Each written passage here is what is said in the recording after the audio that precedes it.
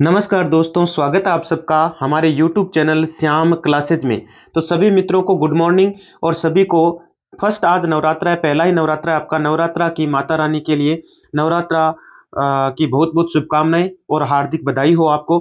तो बात करने वाले हैं सीटी एग्जाम आपका, और 12th क्लास का जो सीटी एग्जाम है 12th लेवल वाला, वो आपका होने वाला है 22 को, 23 को और 24 को रहने वाला है। अभी इसके लिए अति महत्वपूर्ण ये क्लास आपकी रहने वाली है। इस क्लास में हम आरएसएसबी के वो सारे सब्जेक्ट के क्वेश्चन करने वाले हैं। क्लास आपकी 25 से 30 मिनट की रहेगी, लेकिन बड़ी ही महत्वपूर्ण क्लास रहने वाली है। सुबह सुबह का डोज है, मैं तो कहता हूं सुबह सुबह रोजाना एक ऐसी डोज लेते रहोगे। और शाम का समय हमारी लाइव क्लास का 8:30 बजे का है, तो शाम को 8:30 बजे विजिट कर जाया करो चैनल पे। और प्लस अभी जो सुबह सुबह आपको क्लास मिलती है रेगुलर मिलती रहेगी, चिंता नहीं करें, ठीक है। और इसमें मोस्ट इंपोर्टेंट क्वेश्चनों को आप देखने वाले हैं भाई, सारे क्वेश्चन आपके मोस्ट इंपोर्टेंट रहने वाले हैं, क्योंकि राजस्थान कर्मचारी चयन बोर्ड द्वारा प्रमाणित क्वेश्चनों को करवाया जाता है। और गारंटी देता हूं इस बात का कि इस क्लास में मजा नहीं आ जाए ना तो बता देना, ठीक है। तो कमेंट बॉक्स में जरूर बताइएगा कि क्लास आपको कैसे लगी, वो लास्ट में बताना है। मैं आपको ये नहीं कहूंगा कि चैनल को सब्सक्राइब करो या बेल आइकन को प्रेस करो या लाइक करो, वो आप पर निर्भर करता है भाई। क्लास अच्छी लगेगी तो आप जरूर जरूर चैनल को सब्सक्राइब करें। और सब्सक्राइब इसलिए करवाया जाता है कि आपके पास है ना लाइव क्लास का या फिर कोई भी अन्य क्लास में डालता हूं तो उसका नोटिफिकेशन आपको यहां से मिल जाए भाई, क्योंकि सारे सब्जेक्ट कवर करने हैं हमें। और सबसे ज्यादा वेटेज देना है जीके को। देखो जीके, एक तो आपके इंडिया का जीके की कुछ क्वेश्चन आने वाले हैं, सबसे ज्यादा राजस्थान जीके आने वाला है, आपको पता है। तो Rajasthan GK, India GK, reasoning है, हिंदी है, विज्ञान है, ये सारे सब्जेक्ट हम कवर करेंगे। हिंदी भी हम कवर करेंगे, हाँ। और मैथ की अलग से क्लास संचालित की जाएगी, क्योंकि मैथ को समझाना होता है। तो समझाने के लिए बस मैं आपको वो टॉपिक करवाऊंगा मैथमेटिक्स के, जिससे आप आराम से ना मैथ्स का एक भी क्वेश्चन गलत नहीं करोगे भाई, ठीक है। तो कंटिन्यूटी बनाए रखिए, ठीक है। तो चल पहली बार यदि आए हो चैनल पर तो सब्सक्राइब इसलिए करवाने का बोला जा रहा है क्योंकि आपके पास नोटिफिकेशन आ जाए, जिससे बेल आइकन प्रेस कर लो, जिससे क्लास का नोटिफिकेशन आता रहे आपके पास। चलिए तब टाइम को वेस्ट नहीं करते, जल्दी जल्दी से मैं क्वेश्चनों को कराने वाला हूं। आप तो बस फास्टली है ना एक बार एकदम सीट की पेटियां बांध लीजिए और 30-35 मिनट एकाग्रता से इस पूरी क्लास को जरूर लीजिए, ठीक है। चलिए शुरू करते हैं। शुरू करते हैं। पहला ही आपका प्रश्न आ रहा है, देखो पहला प्रश्न क्या आ रहा है। पहला प्रश्न ये रहा आपका, ठीक है ना। सारे मोस्ट इंपोर्टेंट क्वेश्चन है, ये ध्यान रखना, सारे ही मोस्ट इंपोर्टेंट क्वेश्चन है, एक एक क्वेश्चन को ध्यान से पढ़ना है। राजस्थान में अशोक का अभिलेख कहां से प्राप्त हुआ था। राजस्थान में अशोक का अभिलेख कहां से प्राप्त हुआ। बड़ली, बरनाला, बैराठ या बुचकुला। सबको पता है, आपको बैराठ से प्राप्त हुआ था सर जी। और बैराठ कहां पे है, वर्तमान में विराटनगर में है। बैराठ कहां पे है, विराटनगर में है वर्तमान में। और एक चीज और है, मत्स्य जनपद की राजधानी कौन सी है, विराटनगर ही है भाई, है ना, ध्यान रखना। तो पहला क्वेश्चन हो गया आपका, बैराठ राइट हो जाएगा। अब हम दूसरे की बात कर लेते हैं। दूसरा क्वेश्चन है, दक्षिणी पश्चिमी राजस्थान में प्राचीन सभ्यता का एक महत्वपूर्ण केंद्र था। कालीबंगा था, सिंधु था, आहड़ था या फिर बनास था। कौन सा आपका राइट आंसर हो जाएगा। तो गुरुजी यहाँ पे आहड़ को लॉक कर दीजिए, यहाँ पे आपका सी लॉक हो जाएगा, ठीक है ना। दक्षिणी पश्चिमी राजस्थान में सभ्यता का एक महत्वपूर्ण केंद्र कौन सा था, आहड़ था भाई। और आहड़ के अन्य नाम भी है, ये धूलकोट है, आघाटपुर कहीं लिखा हुआ आ जाए तो वो आहड़ के ही नाम है भाई, ठीक है ना, ध्यान रखना। और फिर अगला क्वेश्चन कहता है आपको कि प्रख्यात चीनी इतिहासकार ह्वेनसांग राजस्थान के किस शहर में रुके थे। ह्वेनसांग आया था, चीनी चीनी यात्री था एक, है ना। तो वो रुका कहां था, ये आपसे पूछा गया है। तो वो आपके भीनमाल में रुका था। कहां रुका था, भीनमाल में रुका था भाई, ठीक है ना। और ये हर्षवर्धन के शासनकाल में भारत आया था भाई, याद रखना, हर्षवर्धन का जो शासनकाल था उसमें आया था और भीनमाल में ये रुका था। अगला आपका प्रश्न क्या कहता है, मोस्ट इंपोर्टेंट क्वेश्चन है आपका, साथ में दो दो तीन तीन प्रश्न तैयार होंगे आपके। निम्नलिखित में कौन से राजपूत सरदार हल्दी घाटी के युद्ध में राणा प्रताप के पक्ष में लड़े थे। कौन से वो राजपूत सरदार थे जो हल्दी घाटी में युद्ध में राणा प्रताप के पक्ष में लड़े थे भाई, ये आपको बताना है, ठीक है ना। तो राम सिंह तंवर थे, बिंदा झाला, रावत कृष्णदास चुड़ावत या अशोक परमार। तो नाम आता है बिंदा झाला का, यानी आपका एक नंबर। एक मिनट रुको, इसमें वैसे अलग अलग बताना है, सबको बताना है। चौथे क्वेश्चन में राजपूत सरदार हल्दी घाटी के युद्ध में पक्ष में जो लड़े थे ना, उन सबका नाम आपको बताना है भाई। तो देख लेते हैं, एक मिनट रुको, पूरा पढ़ा ही नहीं प्रश्न को। अभी देखो यहाँ पे, एक मिनट रुको, पूरा करते हैं इस क्वेश्चन को। क्वेश्चन में देखो बहुत कुछ लिखा हुआ है, राम सिंह तंवर लिखा है, बिंदा झाला भी लिखा है, रावत कृष्णदास चुड़ावत भी लिखा है, अशोक परमार भी लिखा गया है। तो आपको तो सही कूट का चयन करना है, ठीक है ना। तो राम सिंह तंवर तो सही बताया मैंने आपको, ये तो होगा ही होगा। इसके अतिरिक्त है ना, आपके एक थे आपके रावत कृष्णदास चुड़ावत, यानी आपका एक और आपका 3 नंबर राइट हो जाएगा भाई। क्या हो जाएगा, क्या नहीं सर जी ये भी नहीं होगा, एक मिनट रुको, इसको सही करते हैं, मैं बताता हूं आपको। हाँ, तो एक तो आपके हो जाएगा इसमें, देखो कौन लड़े थे। एक तो लड़ा था, हाँ, राम सिंह तंवर सही है, बिंदा झाला भी सही है और कृष्णदास सही है। अशोक परमार नहीं थे भाई, अशोक परमार नहीं थे, तो राइट आंसर आपका पहला, दूसरा और तीसरा, ये तीन हो जाएंगे। पहला, दूसरा, तीसरा इस डी में लिखा गया ना, हाँ, तो ये आपका राइट हो जाएगा। ठीक है ना, याद रखना, मोस्ट इंपोर्टेंट क्वेश्चन था भाई। अगला प्रश्न देखो, अगला प्रश्न क्या कहता है, बीकानेर के किस शासक ने गिरी सुमेल के युद्ध में शेरशाह सूरी की सहायता की थी? गिरी सुमेल के युद्ध में किसकी सहायता की थी? तो राव कल्याणमल था। ठीक है ना, बहुत बार कर भी चुके हैं इस क्वेश्चन को। इसरलाट सरगासुली के नामक एक ऊंची मीनार का निर्माण कौन से शासक ने करवाया था? इसरलाट का पूछा है, सरगासुली भी बोलते हैं, सरगासुली में ये है, इसरलाट है आपकी। ठीक है ना, तो ऊंची मीनार है एक, उसका निर्माण किस शासक ने करवाया, ये आपसे पूछा गया। मोस्ट इंपोर्टेंट क्वेश्चन हो जाता है आपका। सवाई ईश्वरी सिंह ने करवाया था दोस्तों, डी लॉक हो जाएगा। सवाई ईश्वरी सिंह का नाम आता है यहाँ पर। ठीक है ना, हाँ बिल्कुल, इसका निर्माण ईश्वरी सिंह ने राजमहल के युद्ध में, मतलब एक युद्ध जीता था राजमहल का, ठीक, तो उसी के उपलक्ष्य में इसका निर्माण करवाया था। चलिए, कोटा राज्य का संस्थापक निम्न में से कौन था? देखो, कभी जयपुर, कभी जोधपुर, तो कभी कोटा का, तो कहीं का भी राज्य संस्थापक पूछा जा सकता है। तो कोटा राज्य का संस्थापक कौन था? राव मुकुंद सिंह था, राव माधो सिंह था, राव रतन सिंह था, या जालिम सिंह था? कौन सा आपका राइट हो जाएगा? यहाँ आपका राव माधो सिंह राइट हो जाएगा। यहाँ पर हम बी को लॉक कर देंगे दोस्तों। ठीक है ना, और 1631 में स्वतंत्र रियासत बन गया था आपका कोटा। ठीक है ना, उसमें माधो सिंह, तो जो ना माधो सिंह, वो आपके संस्थापक थे यहाँ के। रूपाजी कृपाजी शहीदों का संबंध किस किसान आंदोलन से है? एक तो रूपाजी नाम आया, एक है क्या नाम आया, कृपाजी नाम आया गुरुजी। तो यहाँ पे आपका बेंगू किसान आंदोलन डी लॉक हो जाएगा। ठीक है ना, आ रहा है ना, मजा आ रहा है ना क्लास में? अरे बिल्कुल आएगा रे, मोस्ट इंपोर्टेंट क्वेश्चन है, मैं तो कहता हूँ तैयार करके जाओ, है ना मेरे सभी प्रिय कैंडिडेट, सभी विद्यार्थी। मैं चाहता हूं कि आप 40 का टारगेट ना रखो, आप रखो 80 का टारगेट, हमें 80 का टारगेट रखना है। ठीक है, संत सभा की स्थापना किसने की? तो 9 नंबर में राइट हो जाएगा कौन सा आपका? गोविंद गिरी हो जाएगा गुरुजी। गोविंद गिरी ने संत सभा की स्थापना आपकी की थी भाई। अगला प्रश्न देखो, अगला प्रश्न 10वां प्रश्न कहता है, मारवाड़ में सर्वप्रथम ऊंट लाने का श्रेय किसको दिया जाता है? मारवाड़ में सबसे पहले ऊंट कौन लेकर आए थे? अरे ये तो पता है गुरुजी, ये तो हम बिल्कुल गलत नहीं करेंगे। तो मारवाड़ में सर्वप्रथम ऊंट कौन लाए थे? सर्वप्रथम पाबूजी ऊंट लेकर आए थे। तो आपका यहां पर भी डी लॉक हो जाएगा। पाबूजी क्या लेकर आए थे? ऊंट, इसीलिए पाबूजी की ऊंटों के देवता के रूप में पूजा भी की जाती है भाई। ठीक है, हाँ। अगला प्रश्न देखो, अगला प्रश्न क्या कहता है? अगला प्रश्न है आपका सुमेलित करना है। एक तरफ मेले, एक तरफ संबंधित स्थल दे रखे हैं। ठीक है, तो हम सुमेलित कर देंगे, कोई दिक्कत वाली बात नहीं है। तो देखो यहाँ पे देखो, अन्नकूट मेला लिखा है, नाथ द्वारा हो जाएगा। फिर आपके लिखा गया चार भुजा मेला, चार भुजा मेला उदयपुर हो जाएगा। फिर केला देवी मेला लिखा है, ये आपका करौली हो जाएगा। कैसे केला देवी, कैसे करौली। बेणेश्वर मेला डूंगरपुर हो जाएगा। यानी कुल मिला के 2 1 4 3, यानी आपका लोक क्या कौन सा हो गया? बी आपका लोक हो जाएगा दोस्तों, बी लोक हो जाएगा। ठीक है, हाँ गुरु जी। अगला प्रश्न देखो, अगला प्रश्न क्या कहता है? ये बड़ा ही अच्छा क्वेश्चन आया। अमोवा पहना जाता है, अमोवा एक हाँ होता है भाई। ठीक है ना, तो ये अमोवा पहना कहा जाता है भाई। तो ये आपके जब शिकार करने जाते थे ना, तो खाकी रंग की एक ड्रेस होती थी, खाकी रंग की एक ड्रेस होती थी, तो शिकार के अवसर पर पहन कर जाते थे इसको। ठीक है ना, तो अमोआ कब पहना जाता था? शिकार पर जाते समय पहना जाता था। हाँ गुरुजी। 13वां क्वेश्चन देखो, 13वां क्वेश्चन क्या कहता है? 13वां क्वेश्चन आपका ये कहता है दोस्तों, ये भी मोस्ट इंपोर्टेंट क्वेश्चन है, विशुद्ध राजस्थानी चित्रकला का जन्म कब हुआ? विशुद्ध राजस्थानी चित्रकला का जन्म आपसे पूछा गया 1501, 1459, 1500 या 1504? कौन सा राइट हो जाएगा बताओ? तो 13 नंबर जो क्वेश्चन है ना, उसका राइट आंसर कौन सा हो जाएगा? सी लोक हो जाएगा। 1500 ईस्वी राइट हो जाएगा भाई। 1500 ईस्वी क्या हो जाएगा? राइट हो जाएगा। 1500 ईस्वी को यहां पर लॉक कर देंगे। हम बात करते हैं, नाहरगढ़ दुर्ग में अपनी रानियों हेतु 9 महलों का निर्माण किसने करवाया? तो 14 नंबर क्वेश्चन है आपका, तो यहां राइट आंसर आपका स्वयं माधो सिंह हो जाएगा। बी को लॉक कर देंगे दोस्तों, बी आपका करेक्ट आंसर हो जाएगा। ठीक है।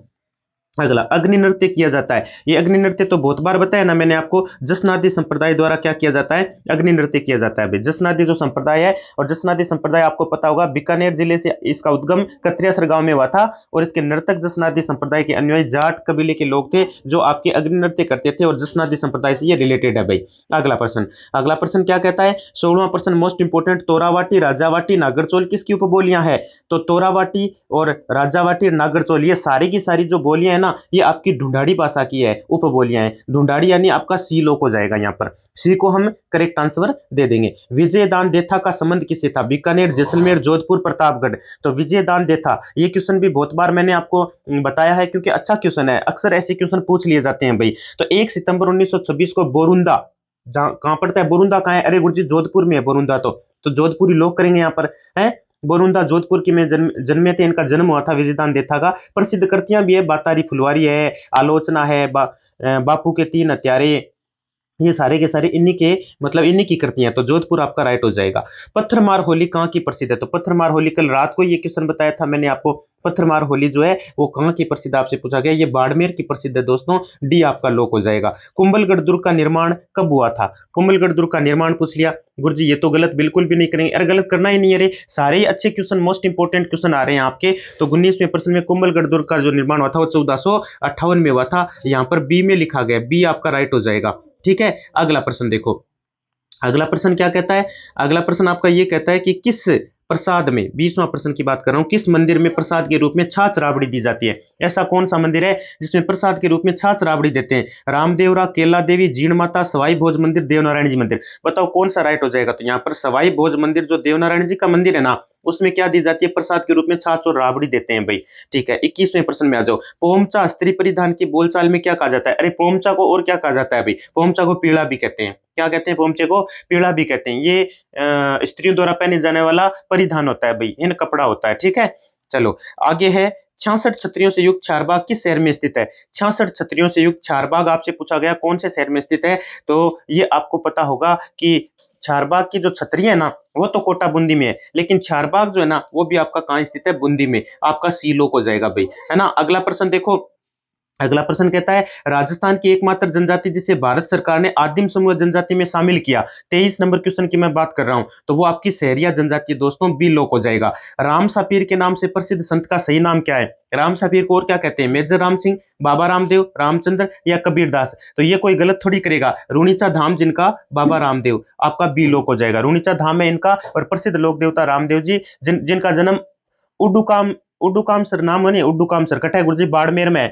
है ना, 20 स्थान पर हो, 1352 ईस्वी में हो, यदि जन्म पूछ ले तो डेट भी याद होनी चाहिए, 1352 में इनका जन्म हुआ था, और बाड़मेर का एक गांव जिसमें, जिसका नाम मैंने जैसा कि बताया उडुका समेर, उडुका समेर बोलते हैं, ठीक है ना, उसमें हुआ था भाई। ठीक है, और इनके पिता अजमल थे, और विवाह इनका कहाँ हुआ था, अमरकोट में। गुरुजी अमरकोट कहाँ है, अमरकोट पाकिस्तान भाई, ठीक है ना, हाँ तो वहां पे हुआ था। सिक्किम, मणिपुर, मिजोरम, त्रिपुरा में कौन सा राज्य कर्क रेखा के उत्तर में अवस्थित है, बताओ, है ना। अब भारत जी के भी आ गए साथ में, देखो इंडिया जी के और राजस्थान जी के दोनों ही करने वाले हैं हम, ठीक है ना। हाँ तो यहाँ पे आपका मणिपुर राइट हो जाएगा, डी को यहाँ पर लोग कर देते हैं दोस्तों, ठीक है ना, बिल्कुल मणिपुर कर्क रेखा जिसे उत्तरी कटिबंधीय भी कहा जाता है, इसीलिए मणिपुर आपका यहाँ पर राइट हो जाएगा। ठीक है, अगला प्रश्न देखो, थोड़ा छोटा कर लेते हैं, और क्वेश्चन में देखो आपको मिलाना है, निम्नलिखित कथनों पर विचार कीजिए, सही उत्तर का चयन कीजिए, नीचे दिए गए कूट से कीजिए, नीचे दिए कूट को देख के आपको ना राइट आंसर देना है भाई, है ना। यहाँ पे ब्रसोंत लिखा है पहले, फिर इधर हिमालय लिखा है, सूची फर्स्ट को सूची सेकंड से आपको मिलान करना है सबसे पहले तो, ठीक है ना। तो राइट आंसर आपका देखो, सबसे पहले ये जो भ्रतसोंत लिखा है ये सह्याद्री हो जाएगा, ठीक है ना। फिर आपके वलित लिखा गया है, तो वलित वाला आपके राजमहल पहाड़ियों से मिल जाएगा, ठीक है ना।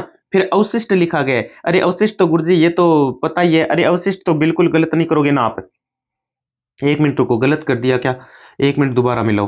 पहले ब्रंसोत लिखा है, ब्रंसोत लिखा है, 26 नंबर क्वेश्चन की हम बात कर रहे हैं, तो ये आपका पहले मिल जाएगा सह्याद्री, ये तो ठीक है। फिर उसके बाद में वलित लिखा गया, वलित आपका हिमालय, हिमालय है भाई वलित। और अवशिष्ट की बात करें तो अवशिष्ट आपका हो जाएगा नीलगिरी, ठीक है। और लास्ट में ज्वालामुखी, ये तो आपको पता है राजमहल की पहाड़ियां जहां ज्वालामुखी फटा था, वो तो यहाँ पे आपका पहला ही सही हो रहा है, तो ए लॉक हो जाएगा यहाँ पर आपका, ठीक है, ए लॉक हो जाएगा दोस्तों। अब हम बात कर लेते हैं 27 नंबर क्वेश्चन की, चलिए 27 नंबर में भी कूट वाला क्वेश्चन आ गया है, ये भी देख लो, ध्यान से देख लो भाई, ठीक है ना, कौन सा कूट बैठता है यहाँ पे। 27 नंबर क्वेश्चन की मैं बात कर रहा हूँ, तो 27 नंबर में आपके सबसे पहले एक तरफ जिले एक तरफ राज्य, सबको पता होगा, लेकिन ये जिले कुछ नए देखने को मिल रही है, ठीक है ना, इसलिए मोस्ट इंपोर्टेंट क्वेश्चन हो जाता है आपका आरएसएसबी का। उमियाम, उमियाम लिखा है सबसे पहले, तो उमियाम आपका मेघालय सही मिल जाएगा, है ना, ये तो एकदम करेक्ट है भाई। चोलामू सिक्किम वेरी गुड, और चपनाला आपका असम, और देवताल आपका उत्तराखंड, ये तो पहला ही सही हो जाएगा। अरे पहला ही 1 2 3 4 ए लॉक कर देंगे इसमें तो, अरे इसमें ए लॉक कर दो रे 27 में तो। 28वां देखो, 28वां प्रश्न क्या कहता है, 28वां प्रश्न फिर मोस्ट इंपोर्टेंट आ गया है भाई, है ना। कावेरी जल विवाद किन राज्यों के मध्य बना हुआ है, कावेरी जल विवाद किन राज्यों के मध्य बना हुआ है, कर्नाटक तेलंगाना, आंध्र प्रदेश तमिलनाडु, कर्नाटक तमिलनाडु, केरल कर्नाटक, बताओ इनमें कौन सा राइट हो जाएगा? तो 28 नंबर में हम राइट करेंगे सी को राइट कर देंगे, यहां पर सी लॉक हो जाएगा, कर्नाटक तमिलनाडु आपका राइट हो जाएगा। ठीक है। हाँ, अब 29वां, चित्रकूट जलप्रपात किस राज्य में स्थित है? एक चित्रकूट जलप्रपात है, वो आपके कौन से राज्य में स्थित है? तो ये आपका छत्तीसगढ़ में स्थित है भाई। चित्रकूट जलप्रपात छत्तीसगढ़ राज्य के, एक बस्तर जिला है ना, बस्तर जिला नाम सुना होगा, इंद्रावती नदी पर स्थित है। आपको पूछ लेना नदी कौन सी, तो इंद्रावती याद रखना, इंद्रावती नदी पर आपका ये स्थित है। ठीक है ना, और ये छत्तीसगढ़ में स्थित है, याद रखना। बड़ा ही मोस्ट इंपोर्टेंट क्वेश्चन आया है भाई, अच्छा क्वेश्चन आया है। और इसकी ऊंचाई भी लगभग लगभग आपकी 100 मीटर इसकी ऊंचाई है। चलो, इस जलप्रपात की ऊंचाई कितनी है? 100 मीटर है। थार के मरुस्थल की प्रमुख वनस्पति कौन कौन सी है? थार के मरुस्थल की वनस्पति पूछ लिया आपसे, तो बबूल, खेजड़ी, सिक्कीकर है, सारा ये थार के मरुस्थल में यहाँ सारा डी लो को जी, ओ तो क्या ही बताना। राजस्थान में स्वतंत्रता प्राप्ति के समय कितनी मिलें थी? मिलें पूछ लिया आपसे, स्वतंत्रता प्राप्ति के समय मिलें कितनी थी? हैं, तो स्वतंत्रता प्राप्ति से पूर्व राज्य में केवल 7 सूती वस्त्र मिले ही हैं, 2 सीमेंट की फैक्ट्रियां व चीनी की मिलें थी। लेकिन अब आपको पूछा कि स्वतंत्रता समय कितनी मिलें थी, आपको राइट कौन सा करना है? तो अब आप 11 राइट करोगे, 11 हो जाएंगी, 11 है भाई। ठीक है, चलो अगला प्रश्न देखो। अगला प्रश्न क्या कहता है? भूजल उपलब्धता एवं जल स्तर के आधार पर राज्य को कितने खंडों में विभक्त किया गया है? मोस्ट इंपोर्टेंट क्वेश्चन आ गया, 32 नंबर आपका। ठीक है ना, तो इसको कितने खंडों में? 595 खंडों में बांटा गया है। हाँ? भूजल उपलब्धता जल स्तर के आधार पर राज्य को 595 खंडों में बांटा गया है, और 206 ब्लॉक है जो चिंताजनक स्थिति में है फिलहाल। 206 क्या है? 206 आपके ब्लॉक है यहाँ पर। ठीक है, उन हाँ, राजस्थान के निम्न में से किस जिले की अंतरराष्ट्रीय एवं अंतरराज्यीय सीमा है? बताओ, राजस्थान के निम्न में से किस जिले की अंतरराष्ट्रीय एवं अंतरराज्यीय सीमा है? बाड़मेर, जैसलमेर, बीकानेर या हनुमानगढ़? कौन सा राइट होगा बताओ? 33 नंबर क्वेश्चन की मैं बात कर रहा हूं, यहाँ पे आपका बाड़मेर राइट हो जाएगा दोस्तों। किस जिले की अंतरराष्ट्रीय और अंतरराज्यीय सीमा है? तो वो बाड़मेर आपका ए लोक हो जाएगा। अरावली पर्वतमाला का दक्षिणतम बिंदु निम्न में से कौन सा है? अरावली पर्वतमाला का दक्षिणतम बिंदु पूछा आपसे, कौन सा है? तो यहाँ पे आपका खेड़ बर्मा राइट हो जाएगा, सी को लॉक कर देंगे यहाँ पर। ठीक है, हाँ, वेरी गुड गुड जी। अगला प्रश्न बता दो, खेड़ बर्मा याद रहेगा, आराम से रह जाएगा। निम्न में से कौन सा सुमेलित नहीं है? इनमें सुमेलित कौन सा नहीं है वो आपको बताना है। माही, जाखम, ये तो ठीक है, इसकी सहायक माही की जाखम ही है, और चंबल की पार्वती है, बिल्कुल सही है। बनास की मेज थोड़ी है, अरे बनास की मेज है क्या? ये गलत हो गया ना आपका, बनास की मेज थोड़ी है ना। अरे बनास नदी तो राजसमंद जिले में खमनोर पहाड़ियों से जन्म लेती है भाई, है। तो चंबल होता तो कर देते, सही कर देते, ये एक मौसमी नदी है ना। हाँ, तो ये गलत हो जाएगा। बाकी चंबल पार्वती सही है, लूणी सूकड़ी सही है। ठीक है ना, बनास मेज नहीं है भाई, ये गलत हो जाएगा, बी आपका लोक हो गया यहाँ पर। अगला प्रश्न देखो। अगला प्रश्न क्या कहता है? 36वां, सरदार सरोवर परियोजना किन राज्यों की संयुक्त परियोजना है? सरदार सरोवर एक परियोजना है जो किन राज्यों की संयुक्त परियोजना है, ये आपसे पूछा गया, इसलिए ये मोस्ट इंपोर्टेंट क्वेश्चन हो जाता है। गुजरात, मध्य प्रदेश, महाराष्ट्र, राजस्थान, तो आपका यहाँ पे ए लोक हो जाएगा, ए को ही हम लोक कर देंगे यहाँ पर। ठीक है, सरदार सरोवर परियोजना जो है वो आपके गुजरात, महाराष्ट्र, मध्य प्रदेश और राजस्थान राज्यों की एक संयुक्त परियोजना है, जिसका निर्माण नर्मदा नदी पर किया गया था भाई। अगला प्रश्न देखो। अगला प्रश्न क्या कहता है? अगला प्रश्न 37 नंबर आ गया है। राजस्थान को वाल्मीकि द्वारा रामायण में किस नाम से परिभाषित किया गया? मरुवार, मरुकांतार, मारवाड़, राजपुताना? बताओ 37 नंबर में कौन लोक हो जाएगा? मरुकांतार लोक हो जाएगा, बी को हम लोक कर देंगे भाई। 38वां प्रश्न है, सौर वेधशाला किस झील में स्थित है? सौर वेधशाला की बात चल रही है यहाँ पर। ठीक है, तो सौर वेधशाला तो पिछोला में है, जो राणा लाखा ने बनवाई थी, है ना। ए आपका लोक हो जाएगा यहाँ पर। हाँ गुरुजी, ए को लोक कर दीजिए। 39 नंबर है, 39 नंबर क्वेश्चन फिर मोस्ट इंपोर्टेंट आ जाता है आपका। राजस्थान का भारत के कुल सतही जल संसाधनों में कितना प्रतिशत योगदान है? बड़ा ही अच्छा प्रश्न आया है 39वां प्रश्न आपका, है ना। तो ये 1.6%, 1.16% है भाई, याद रखना। लगभग 1.70% है। सतही जल का 1.16% ही पाया जाता है भाई। भूजल की बात करें तो 1.70% है, तो लगभग कैंडिडेट 1.70, 1.78 गलत करके आ जाते हैं। तो ये तो भूजल के लिए है, सतही जल के लिए 1.1 बी लोक हो जाएगा आपका। अगला 42वें संविधान संशोधन में 10 मौलिक कर्तव्यों को कब जोड़ा गया? 40वां प्रश्न है आपका, कब जोड़ा गया था? तो ये आपका 2002 में, डी लोक हो जाएगा, 2002 में जोड़ा गया था। अगला प्रश्न है नीति निर्देशक तत्व क्या है? नीति निर्देशक तत्व आपसे पूछ लिया गया 41 नंबर में, क्या है भाई? तो वाद योग्य है, अवाद योग्य है, कठोर है, लचीले हैं, क्या है भाई? नीति निर्देशक तत्व है, नीति निर्देशक तत्व अवाद योग्य है, ये आपके बी लोक हो जाएगा इसमें आपका। ठीक है, अब कौन से में चले? 42 नंबर क्वेश्चन में ले चलो सर।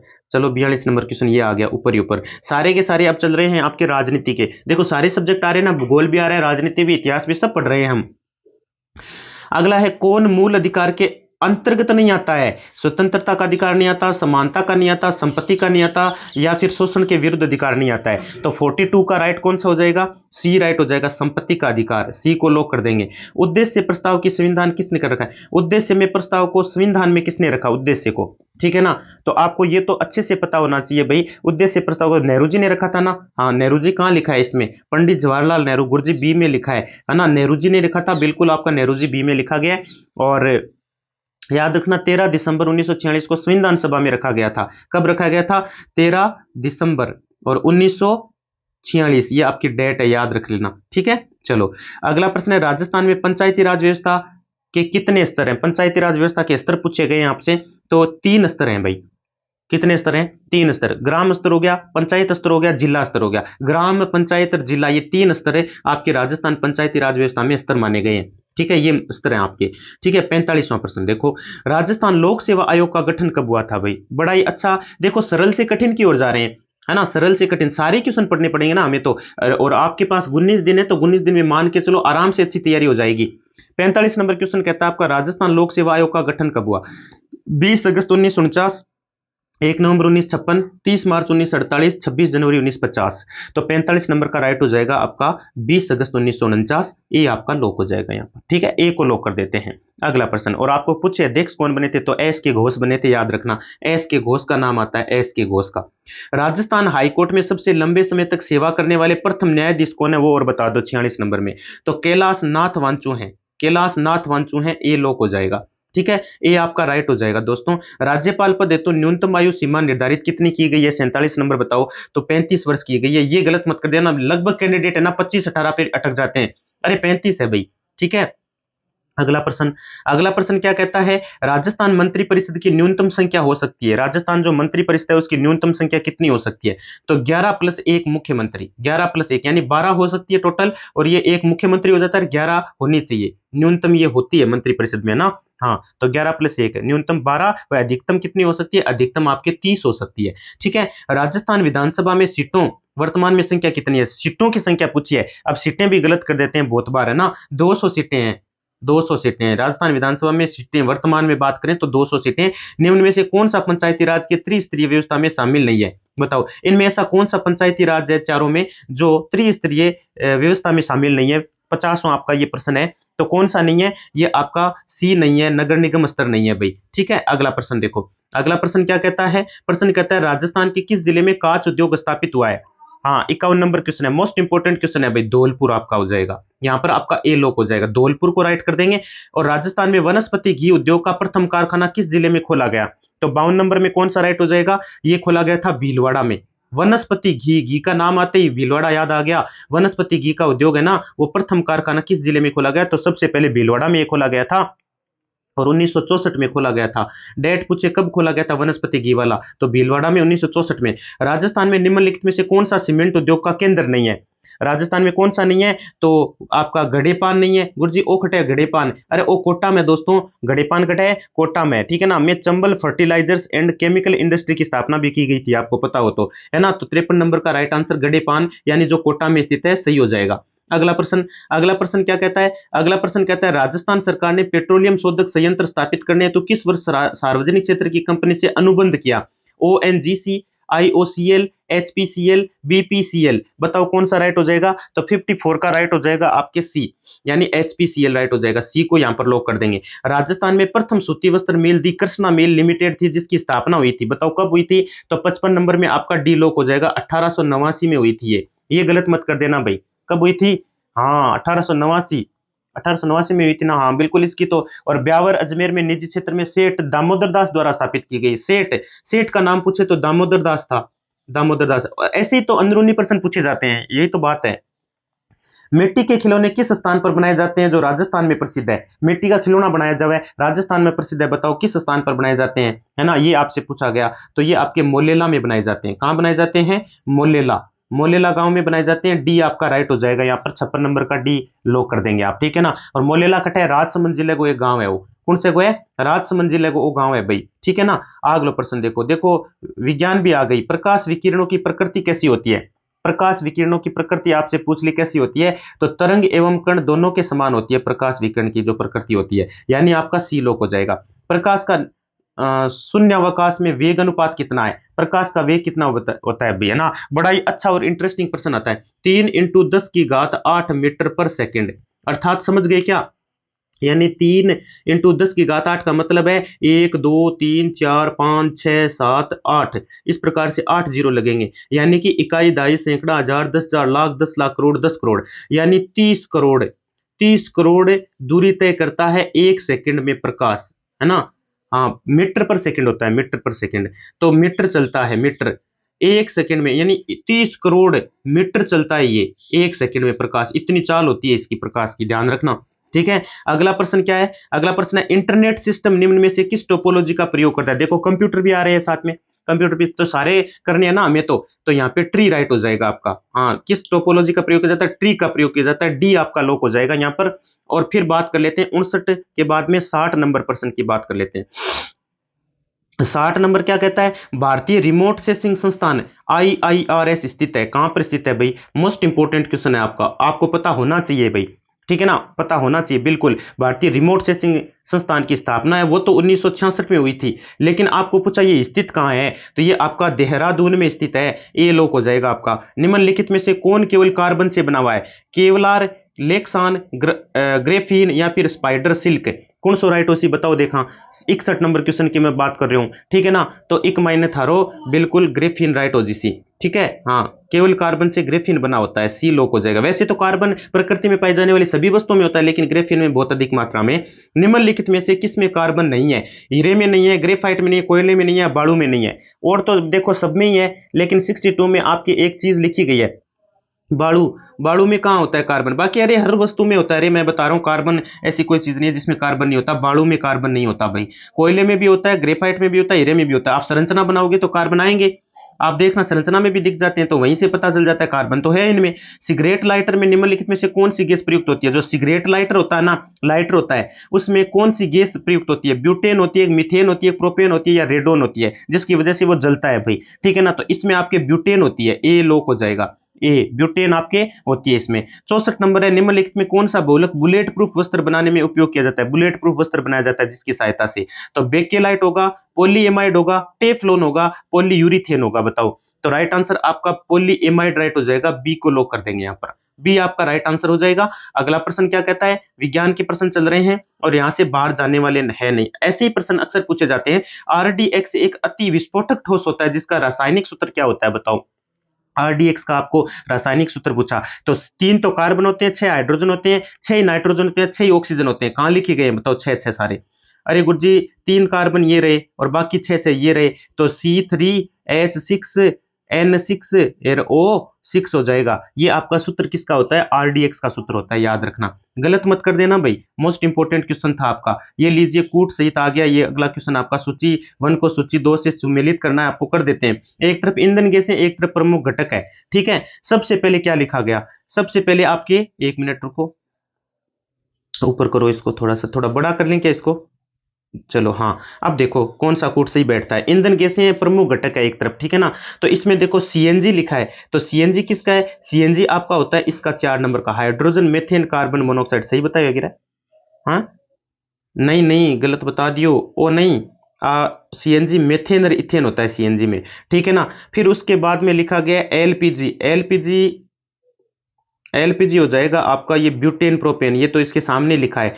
कोल गैस लिखा है, फिर कोल गैस हो जाएगा कार्बन मोनोऑक्साइड, CO और प्लस हाइड्रोजन, ठीक है, ये कार्बन मोनोऑक्साइड हाइड्रोजन हो जाएगा। वाटर गैस लिखा है, जल गैस लिखा है, ये आपका सामने लिखा है, हाइड्रोजन मीथेन कार्बन मोनोऑक्साइड सब होता है इसमें।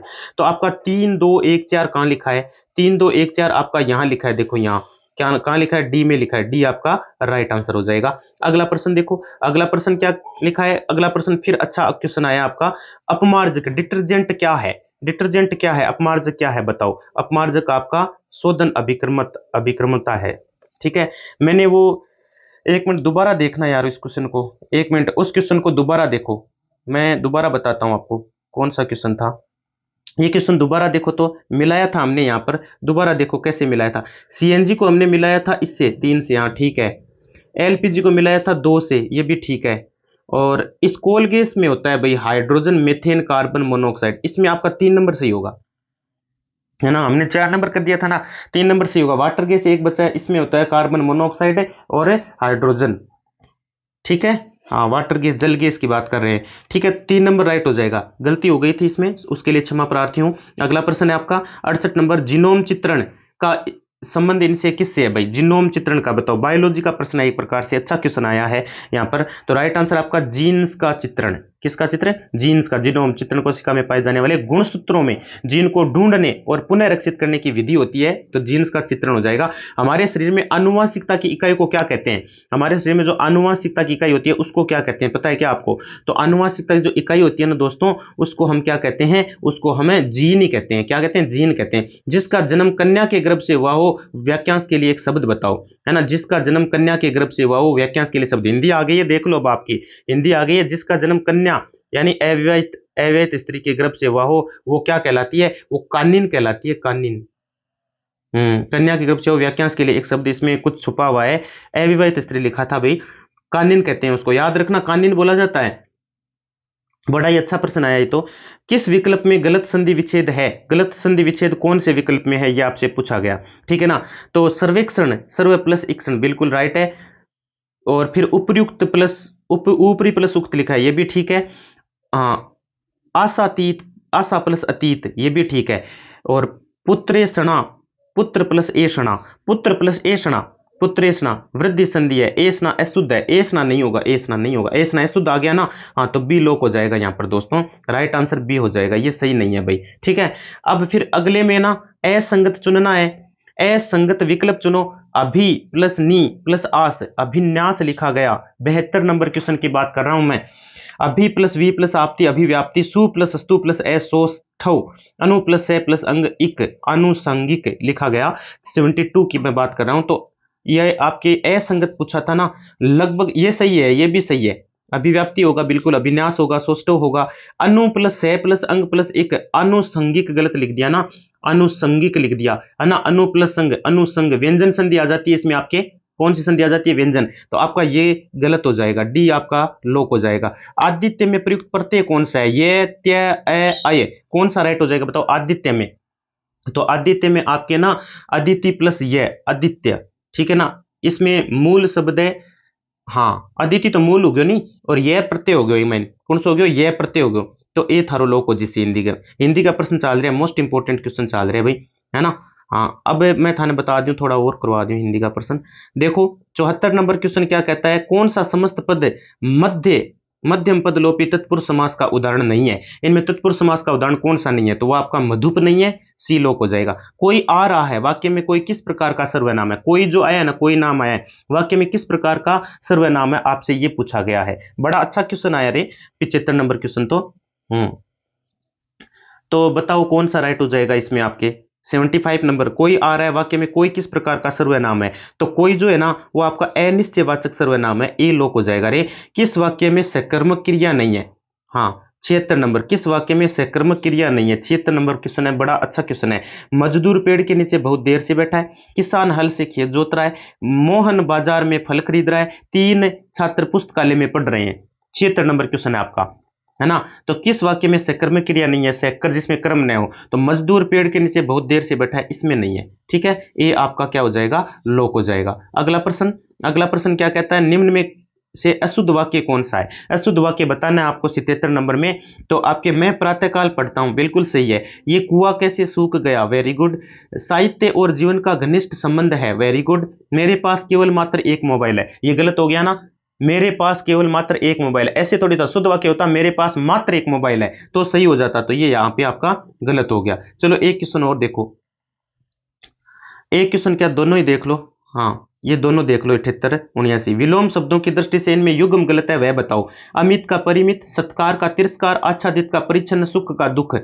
आपको ना गलत युग्म, युग्म गलत कौन सा है वो बताना है आपको, है ना, 78 में। ठीक है, तो आच्छादित का विलोम अनाच्छादित होता है ना। यहाँ पे आच्छादित का क्या लिखा? परिच्छन्न लिखा, ये गलत हो गया। अनाच्छादित होता तो सही हो जाता, सी लोक हो जाएगा, बाकी सारे सही है। किस विकल्प में सभी शब्द सरस्वती के पर्यायवाची नहीं है? सरस्वती के पर्यायवाची कौन से नहीं है? सभी शब्द, ठीक है ना। तो गिरा हंसवाहिनी, वागीश्वरी वाग्मयी, सुरभि वीणा पाणी, शारदा भारती। हाँ, सरस्वती का पर्यायवाची नहीं है। सभी शब्द नहीं होने चाहिए। सुर भी, यहाँ सुर भी आया, सुर भी थोड़ी होता है ना। तो सी लोक हो जाएगा भाई 79 में, कौन सा हो जाएगा, सी लोक हो जाएगा। ठीक है, तो क्लास कैसी लगी? अच्छा, मैं देखियो मुझे ऐसा लगता है कि आप, उम्मीद है कि बहुत अच्छी क्लास लगी होगी आपको, बड़ी अच्छे अच्छे क्वेश्चन हमने किए हैं। ठीक है, तो मित्रों शाम को 8:30 बजे आपकी लाइव क्लास होती है, उसमें आना मत भूलिया करें, रेगुलर आया करें। 18-20 दिन बचे, बड़ा ही अच्छा सिस्टम से क्वेश्चन आपको करवाए जा रहे हैं, और इतना ही समय बचा हमारे पास, केवल एमसीक्यू कर सकते हैं अच्छे अच्छे हम, है ना। हम टॉपिक्स को एक एक को नहीं पढ़ सकते, है ना। ठीक है मित्रों, तो मिलते हैं शाम को 8:30 बजे। धन्यवाद भाई।